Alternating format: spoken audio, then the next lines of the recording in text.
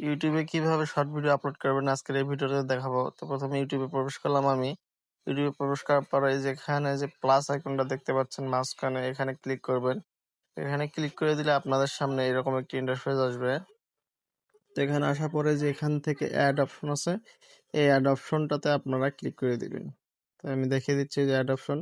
Click করার পরে এখান থেকে আপনারা আপনাদের যে ভিডিওটা আপলোড করবেন সেই ভিডিওটাকে নেবেন।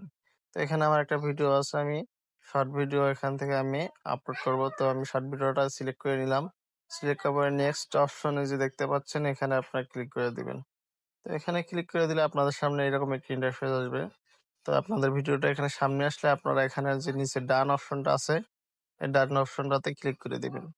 তো ডান অপশনটাতে ক্লিক করে দিলে আপনাদের ভিডিওটা কিন্তু এরকম একটা ফেজ। তো এখানে নেক্সট অপশনে ক্লিক করে দিলেন। নেক্সট অপশনে ক্লিক করার পরে আপনাদের সামনে এরকম একটা অপশন আসবে।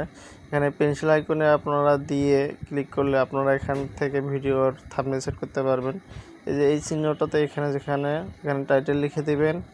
সোমবার এখানে ক্লিক করলে আপনাদের অনেকগুলো অপশন চলে আসবে, ডিসক্রিপশন দেবেন। এখানে এটা আনইনস্টল থাকলে আপনারা পাবলিক করে দিবেন, দিয়ে এখানে আপলোড অপশনে ক্লিক করে দিবেন। তো আপনারা এখানে দেখতে পাবেন আপলোড অপশনে ক্লিক করার পরে এরকম একটি অপশন আসবে যে এখানে আপলোড হচ্ছে ভিডিওটা।